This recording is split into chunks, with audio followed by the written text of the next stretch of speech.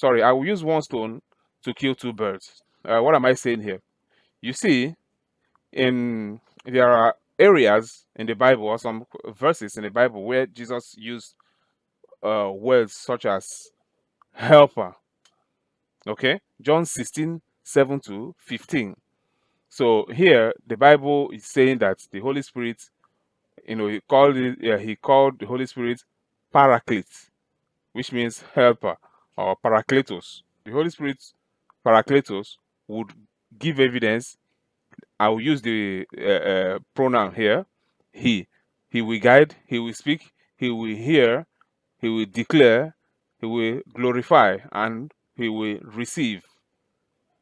These are things that can be attributed to a person.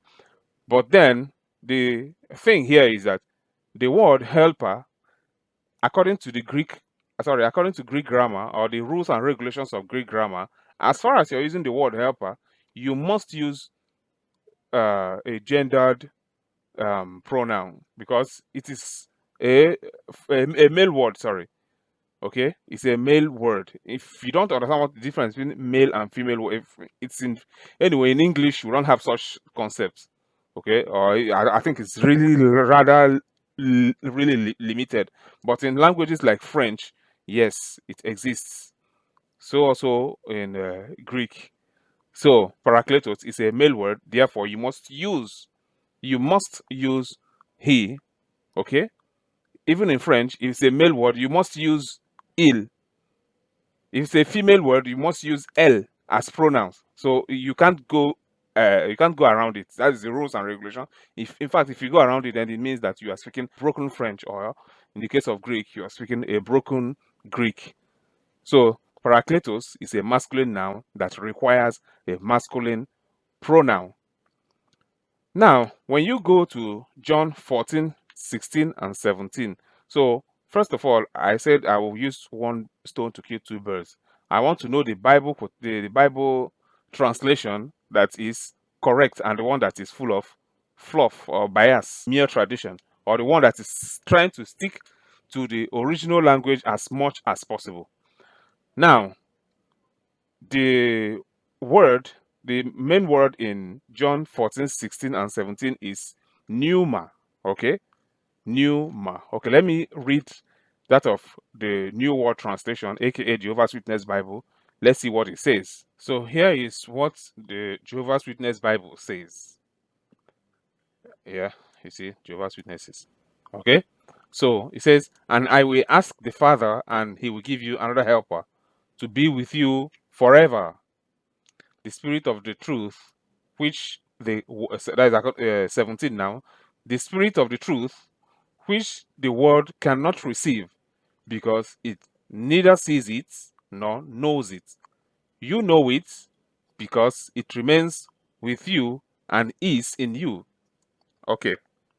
Now it chooses things like pronouns like it, the it pronouns. Okay. Now let's read this same verse in NIV. So it says, "And I will ask the Father, and he will give you another advocate to help you and be with you forever, the Spirit of truth. The world cannot accept him, because it neither sees him nor knows him, but you know him, for he lives with you and will be in you." Okay. Now, which one of them is closest or closer? Well, I'll use the word closest because there are many. This particular one represents almost all other Bible quotation translations. All these ones here. Okay. So which of the Bible translations is closest to the original Greek? I will find out. Let's find out using AI, of course. I don't have any other method because AI has access to a lot of things. Now, here is my conversation with ChatGPT. I said to ChatGPT, John 14:16 and 17 in Greek. ChatGPT replies, okay, John 14:16 to 17 in Koine, which is biblical Greek. So here is verse 16. Here is the Greek text. Verse 17. Here is the Greek text. Then I said, translate to English as is, aka translate to English without interpretation, without any bias, without any tradition. Just give me the word strict, as it said here, strict word for word rendering. So it replies, here is a strict word for word rendering of John 14, 16 to 17 from the Greek. Verse 16. And I will ask the Father, and another helper he will give to you, so that with you into the age he may be. All right. Remember, here also says he. Okay, but it is also correct because it says another helper, which is Parakletos, which requires he. Now, 17 is a bit different. So it says the spirit of truth instead of helper. It says the spirit of truth, which in Greek means pneuma. That is the word they use in Greek.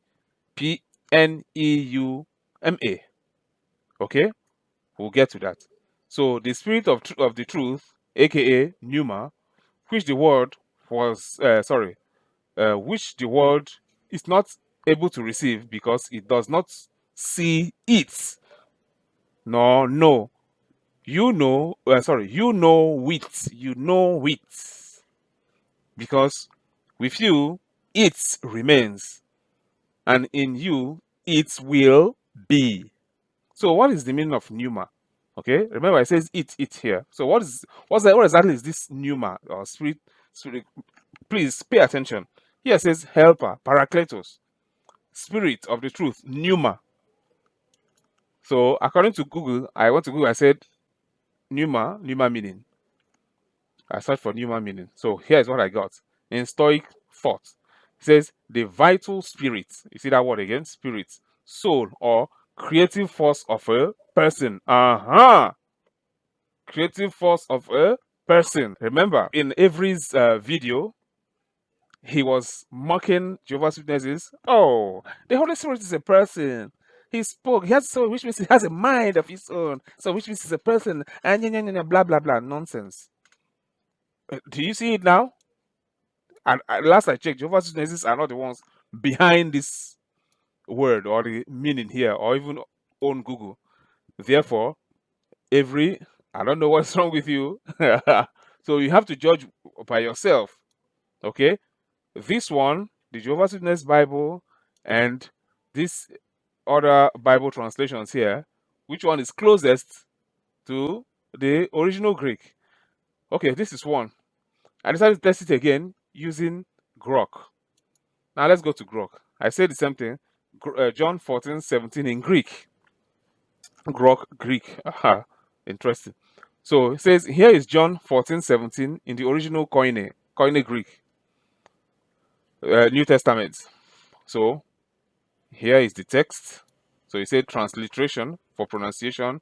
Okay, it's Greek, but with English text or Latin text, if that is okay for you. So now here, literal word for word breakdown. Now you see.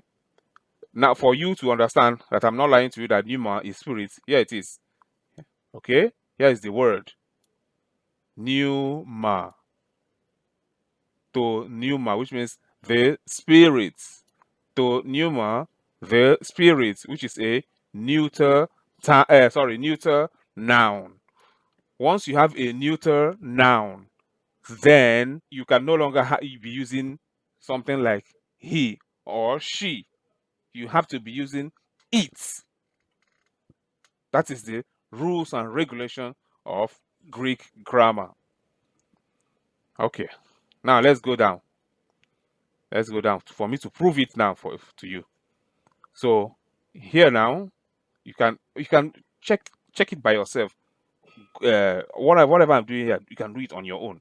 So it says it does not behold / see it. Okay, the next one, nor does it know it. The next one says you in plural know it. You see how everything is now put into context. Okay. Because with you, that is the next one now. With you, sorry, because with you, it remains / abides. That is, with you, it remains or abides. Then the next one, the last one, but certainly not, certainly not the least. Okay, and in you, it will be, or in you, it shall be. Okay, I highly encourage you to go and do this thing on your own. That will be very, very, very cool. Now, you can judge for yourself. Is it the Jehovah's Witness Bible or is it these other Bible translations? Which one of them is closest to the original Greek? You judge for yourself. Okay.